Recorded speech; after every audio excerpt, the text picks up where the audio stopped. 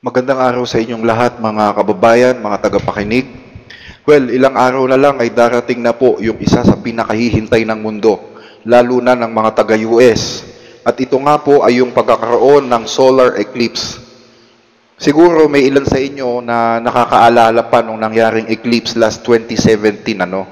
At yung excitement na nararamdaman ng mga tao habang pinagmamasdan yung pagtatakip ng buwan sa araw. Well, I'm sure nararamdaman nyo ulit yan ngayon, mga kababayan dyan sa US, lalo na sa mga iba pang lugar sa Western countries, because this coming April 8 ay magkakaroon nga po ng total eclipse sa inyo. Well, sa mga hindi pa nakakaalam, ano ba ang ibig sabihin ng eclipse o ng solar eclipse?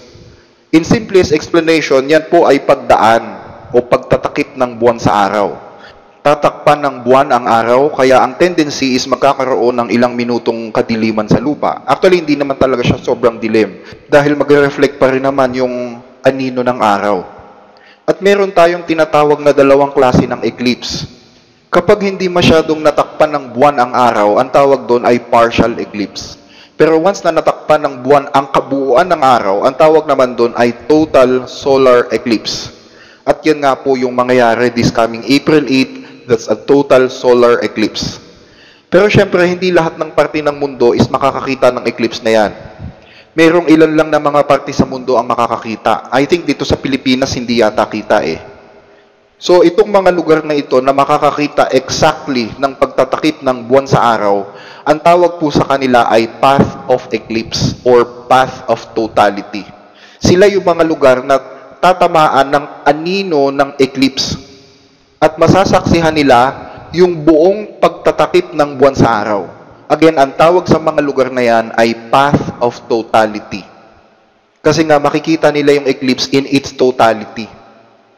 At ang sabi dito sa website ng NASA, the path of the eclipse continues from Mexico, entering the United States in Texas, and traveling through Oklahoma, Arkansas, Missouri, Illinois, Kentucky, Indiana, Ohio, Pennsylvania, New York, Vermont, New Hampshire, and Maine. Small parts of Tennessee and Michigan will also experience the total solar eclipse. The eclipse will enter Canada in southern Ontario and continue through Quebec, New Brunswick, Prince Edward Island, and Cape Breton. The eclipse will exit continental North America on Atlantic coast of Newfoundland, Canada at 5:16 p.m. So dito ka naman hahanga sa siyensya, no? Hindi pa man nagaganap yung eclipse, alam na nila kung saan yung mga eksaktong dadaanan ng eclipse, ano? At pati yung time, alam din nila. Meron akong nabasang isang artikulo na 4 minutes daw ang itatagal ng eclipse. So, ganyan kahusay ang science natin ngayon, mga kababayan. Very precise and very exact. Pero alam nyo ba na maraming kwento-kwento na naman ang iniimbento para i-dramatize o lagyan ng thrill itong paparating na eclipse? Sabi nung iba, ito daw paparating na eclipse na to ay palatandaan daw na paparating na ang Panginoong Jesus. Sabi naman nung iba, ang eclipse daw na ito ay susundan daw ng matinding destruction na magaganap sa lupa. Sabi naman ng iba, ito daw ay mag-uumpisa o magiging starting point ng Armageddon. So all in all, they believe that this coming eclipse on April 8 will bring something bigger na mangyayari sa mundo. Ang tanong, ano naman ang basis nila dito sa mga sinasabi nila? Well, pinag-aralan ko no mga kababayan at nakita ko na ikinukonekta pala nila yung eclipse doon sa naging karanasan ni Propeta Jonas. Kasi daw, by April 8, habang nagaganap yung eclipse, lalabas daw yung tinatawag na constellation na kung tawagin ay Cetus. Cetus meaning sea monster. So, yung sea monster daw na ito ay katulad ng sea monster na kumain kay Jonah nung siya'y naglalayag papuntang Nineveh. So, using the constellation and the story of Jonah, pinag-connect nila yan at ibinangga doon sa prophecy ni Jesus Christ na nakasulat sa Matthew 12:38 hanggang 40. So, ano ba yung nakasulat doon? Ang sabi dito, sinabi naman sa kanya ng ilang eskriba at fariseo, Guro, maaari po bang pagpakitaan ninyo kami ng tanda mula sa langit? Sumagot si Jesus, lahing masama at di tapat sa Diyos. Naghahanap kayo ng tanda, ngunit walang ipapakita sa inyo maliban sa palatandaang inilalarawan ng nangyari kay Propeta Jonas. Kung papaanong si Jonas ay 3 araw at 3 gabi na nasa tiyan ng dambuhalang isda, gayon din ang anak ng tao ay 3 araw at 3 gabing nasa ilalim ng lupa. Nagtataka naman ako kasi itong sinasabi ng Panginoong Jesus, this is about the comparison of his death dun sa nangyari kay Jonas. Kung paanong si Jonas daw ay napasatyan ng malaking isda for 3 days and 3 nights, ganun din daw si Jesus Christ ay mapapasa ilalim ng lupa for 3 days and 3 nights. Therefore, this prophecy pertains to the death of Jesus Christ, hindi sa coming of Jesus Christ. Nakuha nyo mga kaubayan? Hindi ito tungkol sa pagdating ni Kristo, yung nangyari kay Jonas, ito'y tungkol sa pagkamatay ni Kristo. So, paano nangyari na yung eclipse, binangga nila dito sa Matthew 12, napakalayo naman yata nun, mga kababayan. Diba? At dagdag pa dito, sinasabi nila na yung path of eclipse or yung path of totality ay dadaan daw sa 7 bayan sa Amerika na may pangalang Nineveh. Again, 7 bayan na may pangalang Nineveh. So, the name Nineveh at yung number 7, meron daw itong biblical significance. At kung bibilangin ninyo, from 2017, kung kailan naganap yung past na solar eclipse, hanggang 2024, kung kailan magkakaroon na naman ng solar eclipse, that's equal to 7 years eksakto. Yan, sabi nila. At yan 7 years na daw na yan, from 2017 until 2024, yan daw ay 7 years of peace. And then susundan daw yan ng destruction sa mundo. Kaya, by 2024, destruction na yan. Kasi 7 years na daw yun eh. So, April 8, 2024, kung kailan magaganap yung eclipse, yan po ay magdudulot daw ng matinding catastrophe or possibly yung judgment sa mundo. Actually, maganda naman yung naging analysis nila mga kababayan eh. Pero hindi kasi ito biblical eh. Mali ito. This is a big error. Biblically speaking, hindi totoo ito. Bakit? Kasi, before the judgment, magkakaroon muna ng tinatawag na mark of the beast. Diba? Then, after the mark of the beast, susundan niya ng great tribulation at yung 7 last plagues. At sabi ng Panginoong Jesus, pagkatapos ng kapighatiang yon, magdidilim ang araw at hindi magliliwanag ang buwan. Malalaglag mula sa langit ang mga bituin at mayayanig ang kapangyarihan sa kalawakan. Kailan magaganap yung pagdidilim? Yung hindi magbibigay ng liwanag ang araw at ang buwan? Malalaglag ang mga kapangyarihan sa langit. Kailan magaganap yon? Pagkatapos daw ng kapighatian. So, Great Tribulation muna before end of the world. Tanong, nag-Great Tribulation na ba mga kababayan? Di pa naman, di ba? So, mali na. At ang sabi, Great Tribulation muna after the end of the world. Hindi sinabi dyan na 7 years peace muna, then darkness or end of the world. Na hindi po ganun. At wala namang nangyaring Great Tribulation sa mundo from 2017. Tama? Ano bang mangyayari during the Great Tribulation?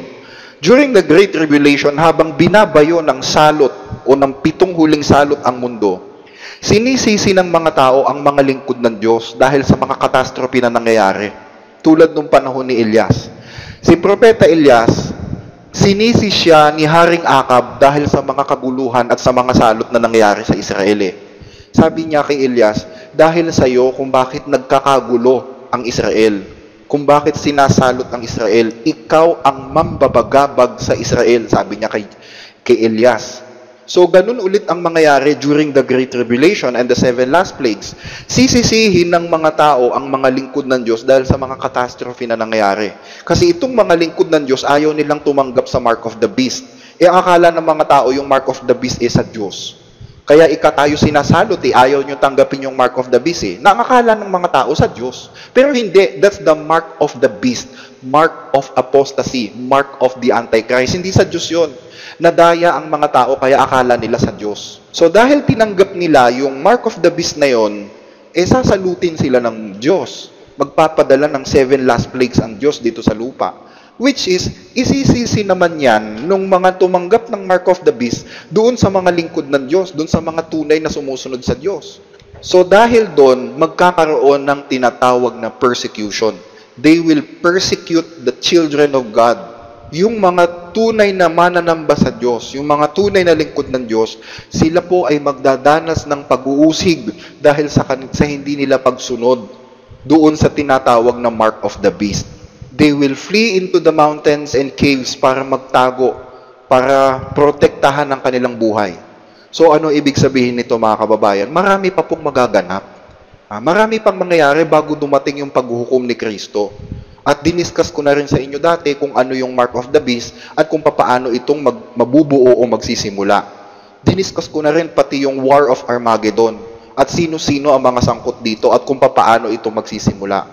Kaya hindi totoo yung sinasabi nilang 7 years of peace from 2017 to 2024, then destruction after the eclipse. Pananakot lang yun mga kababayan. Imbento ng mga mahihilig mag-imbento. Ang totoo, sa halip na matakot tayo, dapat pa nga tayong matuwa Dapat tayong magpasalamat sa Diyos dahil ang Diyos nagpaparamdam sa atin. Ang Diyos nagpaparamdam sa mga taong hindi kumikilala sa Kanya. Yun ang kahulugan ng eclipse. Ang ibig sabihin ng eclipse, ang Diyos ay nagpaparamdam sa mga taong hindi kumikilala sa Kanya. Yung mga tao na nagsasabing wala daw Diyos. Yung mga taong nagsasabi na ang mundong ito ay likha lang ng isang malaking pagsabog o Big Bang. Yung mga taong nagsasabi na wala daw creator, wala daw manlalalang. Ang Diyos po ay nagpaparamdam sa inyo, mga kababayan. Hindi ba kayo nagtataka?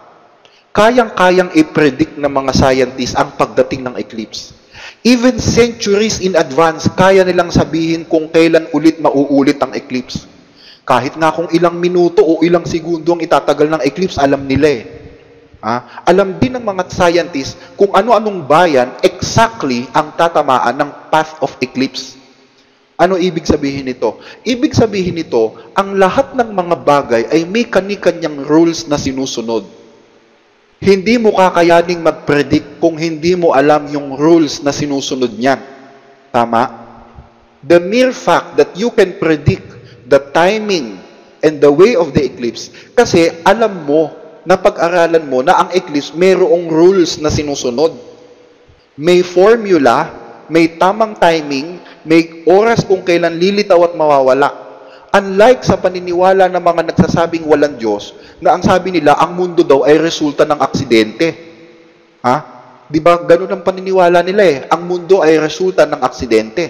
Ang mga naniniwala sa evolusyon, ang sabi, ang mundo daw ay resulta ng aksidente ng isang malaking pagsabog. Kung aksidente lang pala ang lahat, napakahusay naman ng aksidente niyan.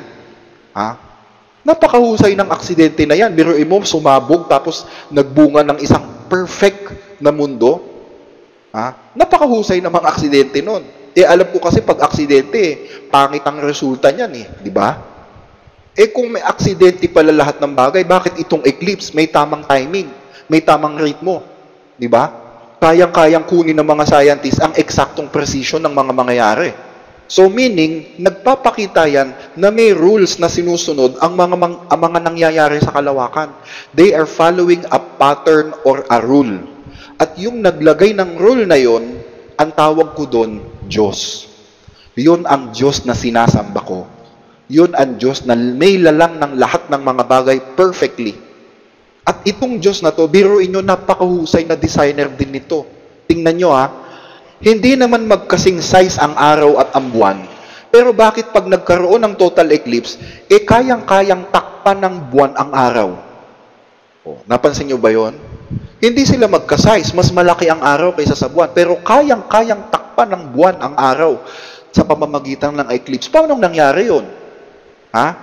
Alam nyo ba na ang araw ay 400 times ang laki kaysa sa buwan? Napakalaki ng araw. Pero paano nangyayari na natatakpan siya ng buwan sa kabuuan kapag may eclipse? Alam nyo kung bakit? Kasi ang Diyos, inilayo ng Diyos ang araw sa buwan 400 times na ulit. The sun is 400 times than the moon.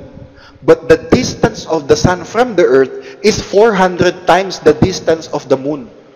Kaya kapag nagkaroon ng eclipse, natatakpan ng moon ang araw dahil sa eksaktong distansya nito.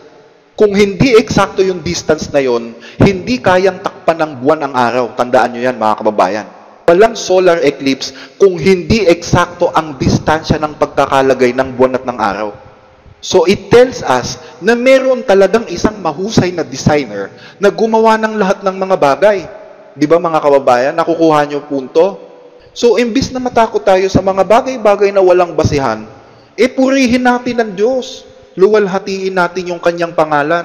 Pasalamatan natin siya para sa mga magagandang bagay na ipinapakita niya sa atin.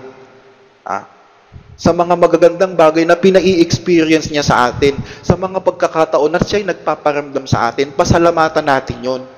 At alam nyo ba, kung sa total eclipse pa lang namamangha na ang buong mundo, time will come. May isang nakakamanghang bagay, mas nakakamanghang bagay na ipapakita ang Diyos sa mga maliligtas.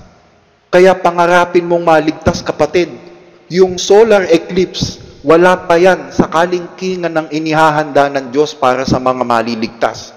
Isang bagay na never mo pang na-imagine ang inihahanda niya. Pakinggan ninyo.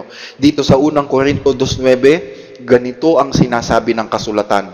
Hindi pa nakikita ng mata, ni naririnig ng tainga, hindi pa rin sumasagi sa isip ng tao ang inihanda ng Diyos sa mga nagsisiibig sa Kanya.